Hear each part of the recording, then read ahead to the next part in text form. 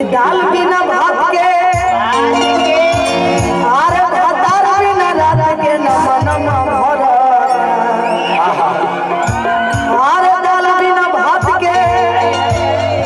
अब लग रहा है कौन सा कार्यक्रम में आए हैं आप? कौन सा कार्यक्रम में? ठीक है, समय के हिसाब से मस्ती मनोरंजन सब होना चाहिए ना। ये दाल बिना भात के आरे भातार बिना रात के नमन भर सजना बाबा वीडियो का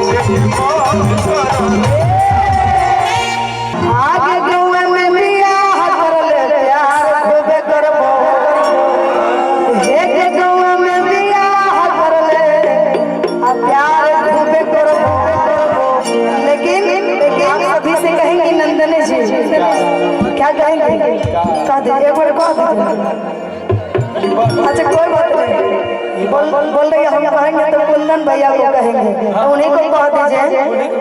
तोरे छौरा भैया लागई भतार कैसे कहबो? अरे कह दो, एक बार कह दो। अरे बोल दो। देखिए थोड़ा थोड़ा प्रयास करेगी तब तो सिंगर बनेगी आगे चल। नहीं तो हीरोइन रह जाएगा ना।